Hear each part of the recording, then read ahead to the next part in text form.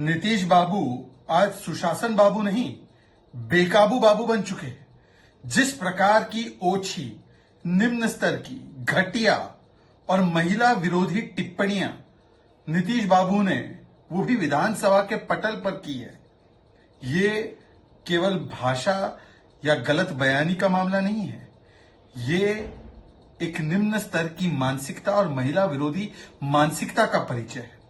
सोचिए, यदि कोई व्यक्ति विधानसभा के पटल पर ऐसी बातें कर रहा है, आधी आबादी का अपमान कर रहा है, महिला मंत्री, महिला विधायक अंदर शर्मसार महसूस कर रही है, तो बाहर क्या हो रहा होगा विधानसभा के?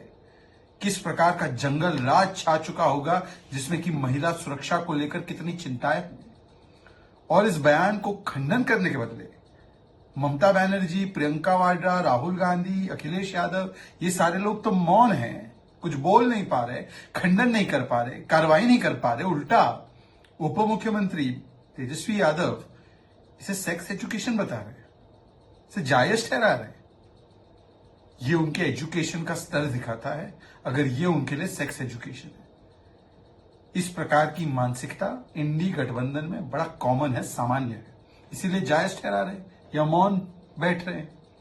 राजस्थान इसीलिए तो नंबर 1 हुआ है ना बलात्कार में। राजस्थान के मंत्री जिसको टिकट दिया कांग्रेस पार्टी ने, उन्होंने तो कहा था ना, मर्दों का प्रदेश है, बलात्कार होता रहता है। उत्तर प्रदेश में इनके एक साथी ने कहा था ना, men will be main, boys will be boys, बलात्कार होते रहेंगे। आजम खान की और अबू आजमी की टिप्पणियां तो याद ही है ना हमको, किस प्रकार की टिप्पणी करते हैं वो महिला विरोधी। तो ये कोई नई बात नहीं है, इस गठबंधन के लिए सामान्य बात है, इसीलिए इसे जायज ठहरा रहे हैं। एक तरफ तो हम लोग नारी शक्ति वंदन अधिनियम पारित करते हैं, नवरात्र का पर्व अभी हुआ है जिसमें कि नारी शक्ति को हमने वंदन किया है, महिला शक्ति को हमने नमन किया है। और दूसरी ओर नीतीश कुमार जी इस प्रकार की निम्न स्तर की टिप्पणियां करते हैं। आज उन पर कार्रवाई होनी चाहिए। उनको कोई नैतिक आधार नहीं है अपने पद पर बने रहने का, इस प्रकार की टिप्पणी करके और आधी आबादी मतलब 50% लोगों को इतना बड़ा ठेस पहुंचाकर इस पद पर बने रहने का उनको कोई नैतिक अधिकार नहीं। The comments made by Nitish Kumar ji, the most despicable, disgusting, atrocious, obnoxious and women विरोधी comments that have been made only shows the impact of the influence of RJD. From Sushasan Babu now to Bekabu Babu.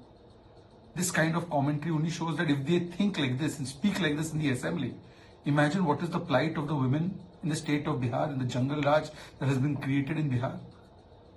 And instead of condemning this statement, Mamta Didi, Rahul Gandhi, Priyanka Vadra, Akhilesh Yadav, Arvind Kejriwal, they are all silent. So they endorse it. Tejasvi Yadav, Deputy CM, has justified it, said it is sex education. This shows the very little education he may be having. But if he is justifying these comments, it only shows the level to which this alliance has fallen. And this alliance, for them, it is common, such statements. Rajasthan has become number 1 in rapes. Daily, some statements are made, including a statement by a minister. Mardon ka pradesh hai, that's why rapes take place, and he was given the ticket by Congress party. Mulayam Singh Yadav ji's party has said boys will be boys and justified rapes. We have seen Abu Azmi and Azam Khan statements also. So this is common parlance in the entire India alliance, and therefore they are justifying it, not condemning it. If they indeed condemn it, they should tell us what action should be taken. Nitish Kumar ji has no moral authority to continue as Chief Minister after insulting 50% of the population of the country. If he has any integrity, he must step down. After such a statement, this kind of mindset, this kind of actions that he has done in the assembly, the women of this country will never forgive this alliance. The women will never forgive.